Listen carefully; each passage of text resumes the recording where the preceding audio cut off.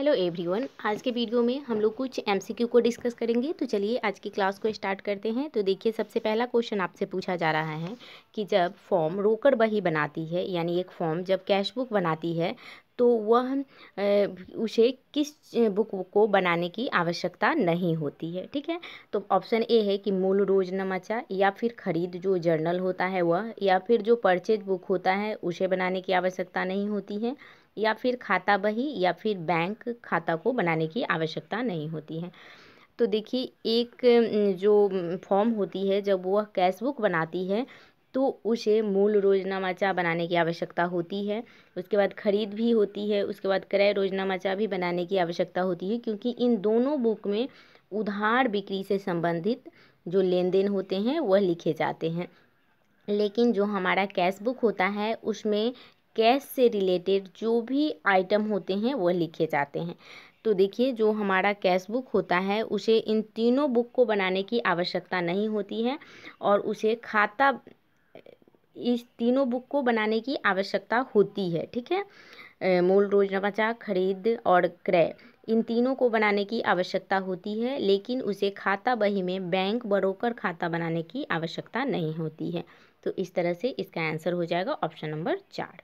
ठीक है, उसके बाद नेक्स्ट क्वेश्चन देखिए, इसमें पूछा जा रहा है कि द्विस्तंभीय रोकड़ पुस्तक में हम लोग रिकॉर्डिंग करते हैं, सभी लेन देन को करते हैं, या नकद व बैंक संबंधी लेन देन को हम लोग रिकॉर्ड करते हैं, या फिर केवल नकद लेन देन को करते हैं, या फिर केवल उधार लेन देन को करते हैं। तो देखिए, जो हमारा द्विस्तंभीय रोकड़ पुस्तक होता है इसमें हम लोग नकद और बैंक संबंधी लेन देनों को लिखते हैं। लेकिन यदि हमारा एक स्तंभीय रोकड़ पुस्तक होता है तो उसमें केवल हम लोग नकद लेन देनों को ही लिखते हैं। ठीक है, तो यहाँ द्विस्तंभीय रोकड़ पुस्तक कहा जा रहा है, तो यहाँ हो जाएगा आप लोग का ऑप्शन नंबर दूसरा कि इसमें हम लोग नकद व बैंक संबंधी लेन देनों को लिखते हैं।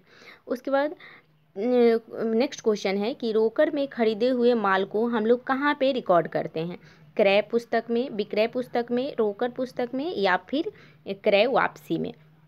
तो देखिए, जो भी सामान अगर हम कैश में खरीदते हैं, ठीक है, तो उसे हम लोग जो कैश बुक होता है उसमें रिकॉर्ड करते हैं। ठीक है, और क्रय पुस्तक, विक्रय पुस्तक, इन तीनों पुस्तक में उधार संबंधी लेन देनों को लिखा जाता है।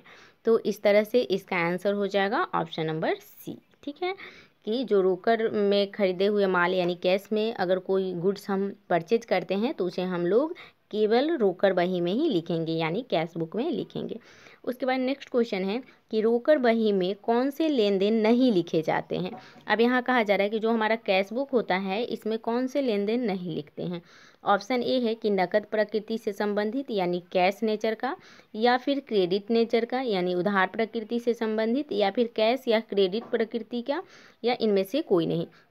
तो देखिए, जो हमारा कैश बुक होता है उसमें हम लोग उधार प्रकृति के, यानी जो हमारा उधार प्रकृति के लेन देन होता है उसको हम लोग नहीं लिखते हैं। ठीक है, तो इस तरह से इसका आंसर हो जाएगा ऑप्शन नंबर दूसरा। ठीक है, जो हमारा कैश बुक होता है उसमें हम लोग उधार से संबंधित लेन देनों को नहीं लिखते हैं। उसके बाद नेक्स्ट क्वेश्चन देखिए, इस क्वेश्चन में आपसे पूछा जा रहा है, देखिए यहाँ पे क्वेश्चन कि इन लेन देनों को कुल योग क्या क्रय पुस्तक में प्रविष्ट किए जाएंगे। ऑप्शन ए है कि फर्नीचर की खरीद, नकद व उधार खरीद, या क्रय वापसी, या फिर स्टेशनरी की खरीद। तो देखिए, यहाँ पे कौन सी बुक के बारे में बोला जा रहा है, क्रय पुस्तक। तो क्रय पुस्तक में हम लोग क्या करते हैं कि जो हमारा उधार खरीद होता है उसी को लिखते हैं।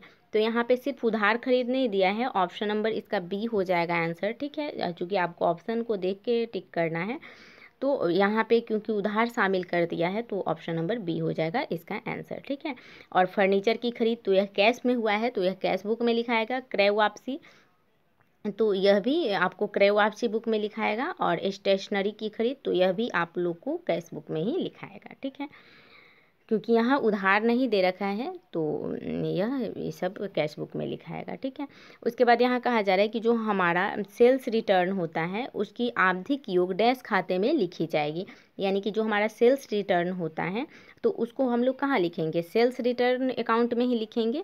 तो इस तरह से इसका भी आंसर हो जाएगा ऑप्शन नंबर 4। ठीक है, विक्रय खाता में नहीं लिखा जाता है, माल खाता में नहीं लिखा जाएगा, क्रय वापसी में क्रय वापसी से संबंधित जो भी ट्रांजैक्शन होंगे वह लिखे जाएंगे। विक्रय खाता में विक्रय से संबंधित लिखे जाएंगे। वहीं पे जो विक्रय वापसी होता है वह विक्रय वापसी खाता में ही लिखा जाता है।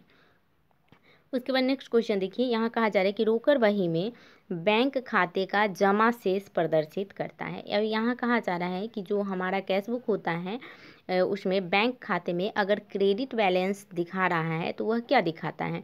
यह ओवरड्राफ्ट को दिखाता है, या फिर बैंक में जमा की गई रोकड़ को दिखाता है, या बैंक में आहरित रोकड़ को दिखाता है, या फिर कोई नहीं।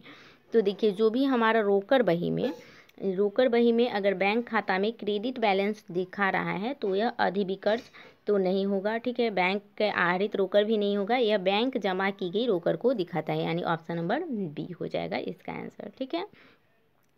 उसके बाद नेक्स्ट क्वेश्चन देखिए, इसमें कहा जा रहा है कि क्रय वापसी रोजनामाचा की आवधिक योग डैश खाते में लिखी जाती है। तो देखिए, क्रय वापसी से संबंधित जो भी ट्रांजैक्शन होंगे वह क्रय वापसी खाता में ही लिखे जाएंगे, यानी कि परचेज रिटर्न बुक में ही यह लिखा जाएगा, ठीक है। तो इस तरह से इसका आंसर हो जाएगा ऑप्शन नंबर तीसरा।